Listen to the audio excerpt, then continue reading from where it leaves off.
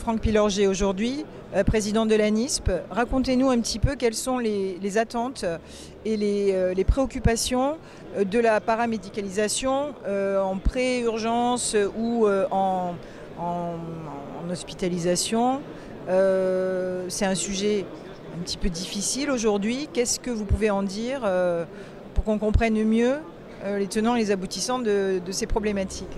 Alors effectivement, comme vous le dites, c'est un sujet dont on débat tout le temps et qui est un sujet problématique, tout simplement parce que ça part d'un dogme différent et de points de crispation qui sont l'intérêt de la paramédicalisation, au contrario, bien évidemment, la médicalisation pure.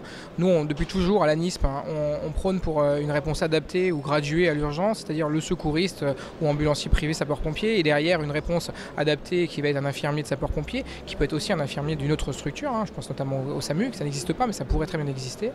Et puis derrière, si besoin, une médicalisation lourde avec une équipe de réanimation de type SMUR ou sapeur-pompier médicalisé. Et ça, on arriverait vraiment sur une chaîne de prise en charge du patient dans sa globalité avec une réponse adaptée en fonction de ce qu'a le patient. On est plutôt aujourd'hui avec, vous savez, la sortie de la circulaire du 5 juin de l'année dernière, avec une attente aujourd'hui de discussion entre les SAMU et les pompiers, qu'on appelle les blancs et les rouges. Est-ce qu'il y a aujourd'hui une guerre entre les blancs et les rouges? Non, il n'y a pas de guerre. Il y a des discussions qui s'entament. On espère que ces discussions vont être positives et vont mener à quelque chose. Des recommandations sont en cours d'écriture entre notamment la SFMU et la SEMSP, c'est-à-dire les blancs et les rouges, avec d'autres associations et organismes, pour écrire des recommandations d'exercice de protocole. On espère que ces recommandations vont être satisfaisantes, ne vont pas être limitantes pour les infirmiers de sapeurs-pompiers. Et même si elles le sont, il y a force au médecin-chef des SDIS de décider et de poursuivre l'avancée des infirmiers de sapeurs-pompiers comme on le connaît ces dernières années. Qu'est-ce que vous défendez au-delà, bien évidemment, de cet engagement professionnel très très sérieux?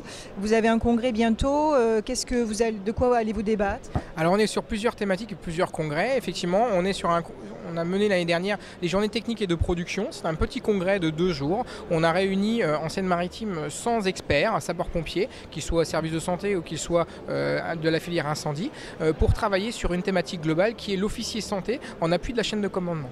Cet officier de santé, aujourd'hui, il existe dans certains endroits, mais il n'a pas une reconnaissance officielle. On voudrait proposer cet officier santé dans les SDIS en France, et pour cela, il faut écrire un certain nombre de choses, créer sa fonction, créer sa formation, et donc on a rassemblé ces experts-là dans le cadre des journées techniques de production pour écrire avec un comité de pilotage qui est composé de 5 organismes et associations, ce qu'on appelle des guides de bonne pratique, selon une technique, une modalité de l'HAS, la Haute Autorité de Santé, et ces guides de bonne pratique qui sont actuellement en cours de relecture par un deuxième groupe de travail, donc on est déjà à 180 personnes qui ont lu et travaillé pour ces travaux-là. Eh bien, on espère, à notre congrès des journées nationales des infirmiers sapeurs-pompiers, le 9 et le 10 novembre prochain à Arcachon, présenter ces travaux et les donner en main propre, si possible, au ministre de l'Intérieur ou à un de ses représentants, pour faire évoluer la profession et, encore une fois, permettre d'avoir un système qui est adapté à la population à un coût limité. Combien avez-vous aujourd'hui d'infirmiers de sapeurs-pompiers engagés, alors qu'ils soient bénévoles ou évidemment sur la brigade de Paris, qu'ils soient professionnels? Alors on a en France 6500 infirmiers, sapeurs-pompiers volontaires ou professionnels.